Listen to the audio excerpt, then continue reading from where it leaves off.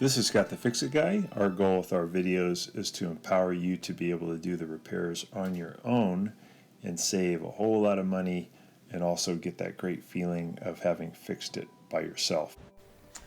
We have a Whirlpool direct drive washer that is coming up with kind of an interesting display here. I'll show you. Let me plug it back in. Tried to unplug it for a while to see if it would clear the code or the symptom, but it seems to persist. So what I'm getting is a little bit of water coming out. I can hear the drain is active. Got the door locked. I believe this happened late in the cycle. It wasn't on drain and spin initially. I think it was just on normal.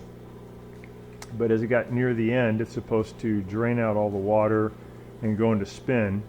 My guess is that the drain is active, the door remains locked because the system is trying to drain it, but I think the drain may be somewhat obstructed or fully obstructed.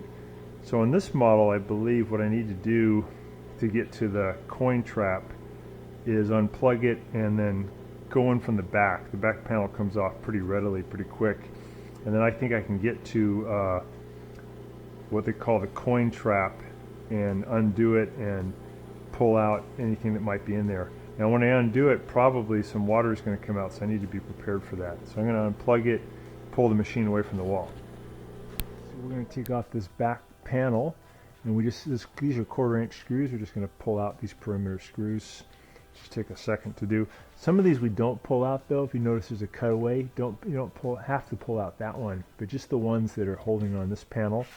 And there's one there also. Let's get those.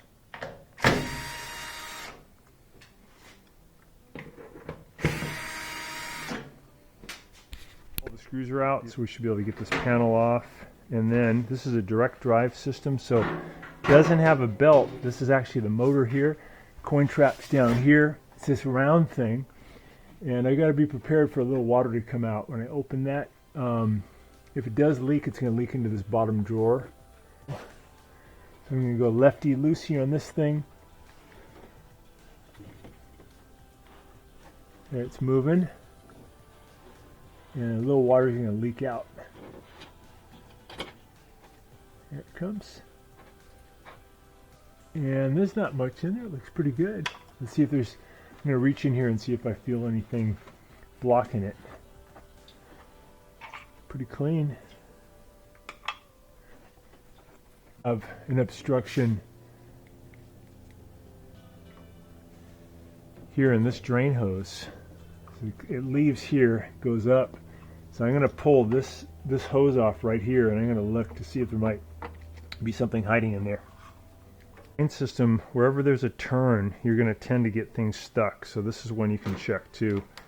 Take off the hose clamp, kind of twist this thing towards you and pull. Just look in there. It looks great. Bit of something green right there, but I think it's just a speck of dirt. I don't think there's anything in there. I'll put that one back on. So just tighten with the hose clamp, tighten this pliers, put that back on. We're going to do the one down here where the drain tube leaves the drain. Same concept though. We're going to just use our pliers, undo this one that's on opposite. Instead of vacuum, it's blowing. And you go to this end, you can blow air through. And if the air can readily move through it, you know there's no blockage. If you use your mouth, you got to protect your mouth somehow so you're not going to get any of that sewage on you. Okay, this one's coming off. We're just going to peer in there, make sure it's cool. This little thing is a one-way valve, so you just use your finger, push in, make sure it can move. That's moving really good. I'm going to put my finger in here. Yeah, and I can feel the paddle of the impeller there. All right. I think this will come out now. Let's see.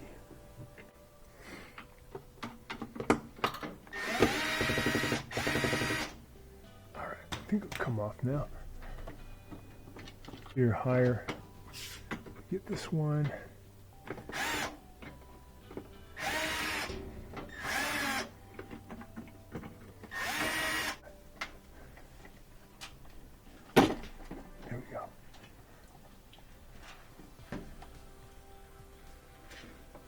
Okay, got it. And that can cause a problem. So I'm going to put the coin trap back in too. Didn't see any obstructions in there at all. It seemed pretty clean.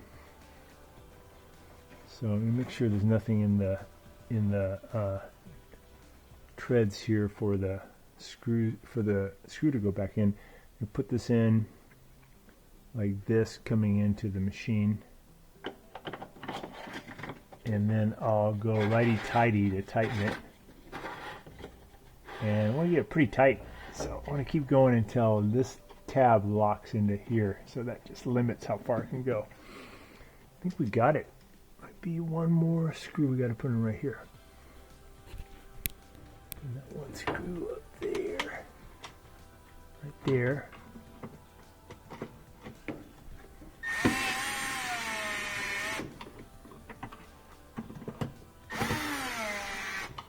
Okay, all in there. I'm going to put the drain hose back on and get this depressed with some pliers. I actually make pliers that are designed just for hose clamps. Makes it even easier. But these will work fine. Get that on there tight. All right, that's looking good. So I'm going to leave the back off and hook everything back up and test out the drain motor. I want to make sure I don't have any leaks before I put the back cover back on. Take off the top. We just got to pull these 3/4 inch screws.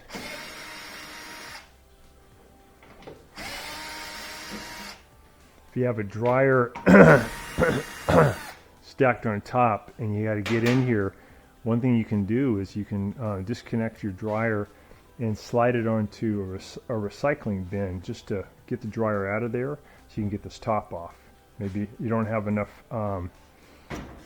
people to help. You usually need 2 people to lift the dryer off. So if you're by yourself, you have a recycling bin, you can just pull the dryer right on. So you're going to push this away. It gets loose like that, and then lift up, get it out of the way, and make sure it's unplugged. And you're going to find where there's a lot of modular connectors that you can check on. This little thing right here is where that pressure switch comes up, bringing air pressure, and so when the water fills, a column of air comes up and pushes a diaphragm shut and tells the machine that there's water in there or there's no water in there. These are the fill valves that let the water come in. These are just vents to vent the tub. And here's the controller or the computer right here. And there's a lot of modular connectors coming into this. So it wouldn't hurt to loosen each one up and then put them back in one by one. Let's see how we access that. I think we can just lift up on this. Take a look. So if we get the top off and we're looking down, we see this white thing down there, and that is the door lock. And there's a little round thing on the top. If you pull that up, that'll unlock the door. Right now, our door will not unlock. So we're going to try that and see if that resets anything. I'm going to reach down, grab that thing and unlock it. See if I can show you guys. Get over there.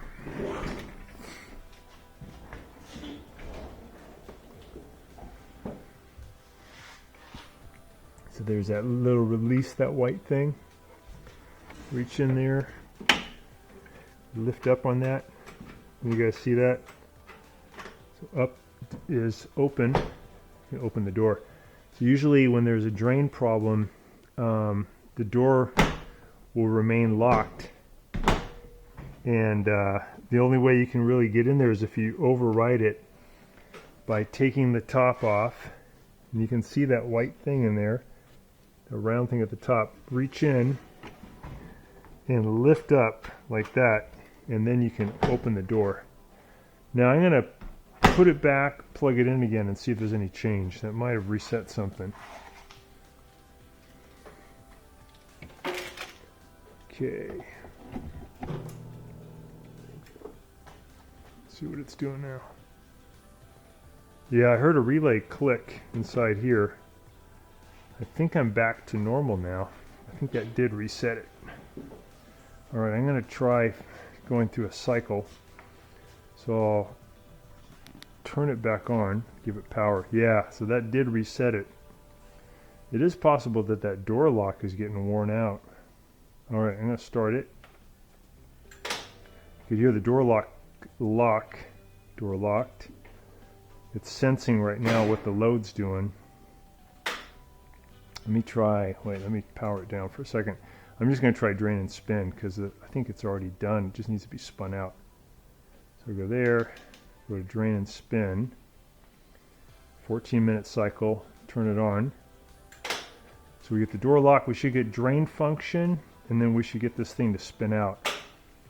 And that centrifugal force will create more water, and the drain should kick it out. I'll look inside too to see if I get any leaks. I can hear the drain's active, but there's no water in there, so you don't really hear it sloshing around. So now it's going to start its spin cycle. And the faster it goes, the more centrifugal force will throw the water out into the spin basket. It'll get caught in the tub. It'll go down, it'll hit the drain motor, and the drain motor will kick it out. I'm going to go check it out from the other side. It's kind of fun to see the motor here spinning, picking up speed. It's rocking a little bit because it's a bit unsteady. Sometimes if the machine interprets a rock like that, it'll actually stop the spin cycle because it's worried it's going to hurt the machine. It's going to try to hold it down. I want to make sure the drain motor isn't leaking.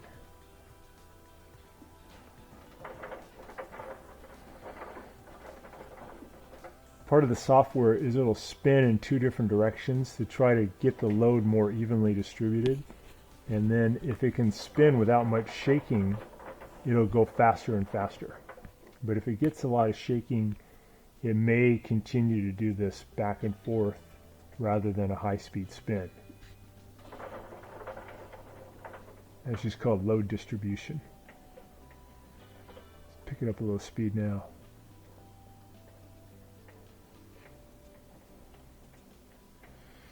And then the drain will kick in again because it's thinking, well, I'm going fast enough to create some centrifugal force to create water, so we got to drain it out. That's pretty good speed.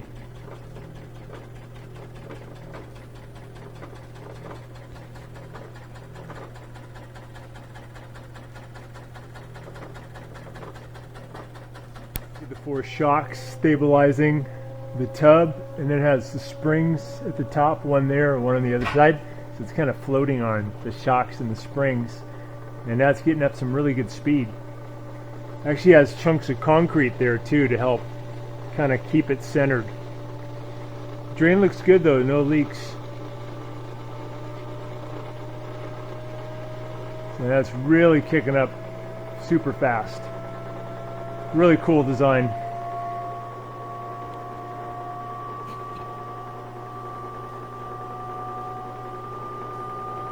Another big chunk of concrete that's used to help keep it centered at high speed. And this is where the water comes in and is combined with the detergent before it goes down into the tub. The brains of the operation. There's the 2 suspension springs. Sometimes these can break and then the machine will really act weird during spin. But right now it's doing really good. It's able to compensate. You can see a little foam building up right there, that elbow. That's where the water would drain, but there's really not much water in there, so that's just a little bit of foam. So I turned off the power button, and we're still getting the less and less spin, no more drain, and the door just unlocked. So it's behaving properly. Maybe what's going on is that door lock is having trouble. And again, if you need to, you have to unlock. You just got that white thing down there, just pull it up and it'll unlock. I think I probably need a new door lock.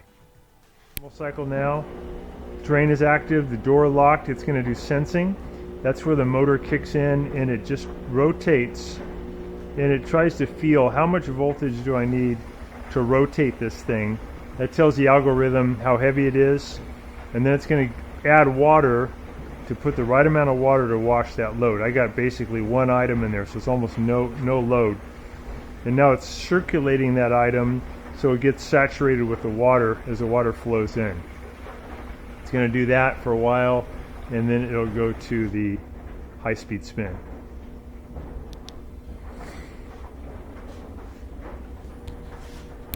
Drain. It's draining really good. I don't see any leaks after the reassembly.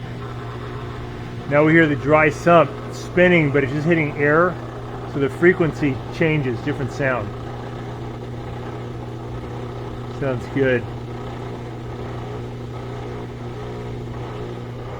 And now it'll start to pick up speed. It's letting new water in. It's going to spin it, and it lets water in to rinse it out, and then it'll pick up speed and it'll drain. We're hearing the water system right now letting water in. You can hear it. So these valves are opening up. Lets water come in from the house pressure. Valves open up, water comes in. It's going to go back and forth now to wash it. That's the agitation cycle. And then it'll pick up speed in a little bit, and the drain will become active, and it'll shoot all that water out. So manually unlocking the door by lifting up on that white thing there. You can see my shadow of my finger touching. Pulling that up releases the door, reset the computer. And so far so good. It did a cycle and didn't have the code thrown, and didn't have the door locking, and continuing to drain. So we found that the drain was perfectly clear. If it happens again, my suspicion would be that I just need to remove the door lock, which is really easy to do. Just come through the front by pulling the boot back and get right in there. They're pretty cheap. So we'll see what happens. I'm just going to put it back together now. So I'm just going to put this panel back up into position. I'm just going to add all the screws back.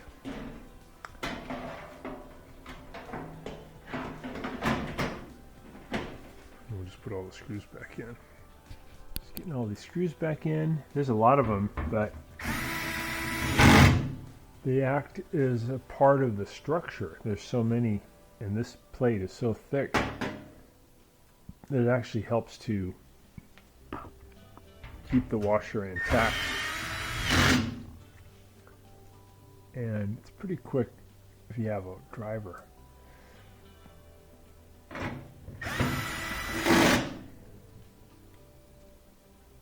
I think we got them all. Let's see if we missed any. I'm not going around the perimeter. Oh yeah, just one right there. Got it. I'm going to put the top panel back on too. By the way, for this model, we have this nice pamphlet located underneath the top panel, and it has some tests you can do for your lock for your machine that will help you with diagnosis. This is for service technicians, but you can take a look at it yourself, and it has things about the control panel, about troubleshooting, doing a diagnostic, checking on your fault and error codes. So pretty good information. All right, so I'm going to put this back on. In position.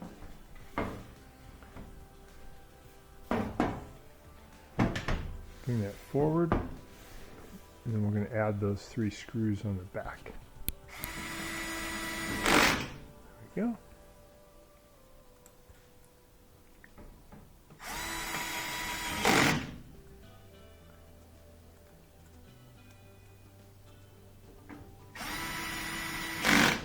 All right, we'll just bring it back into position when we're done.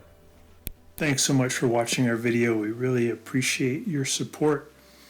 And when you get a chance, please press the subscribe button below so you can be subscribed, and also the notification bell so we can send you more videos about appliance repair. Please also give us a thumbs up if you enjoyed the video.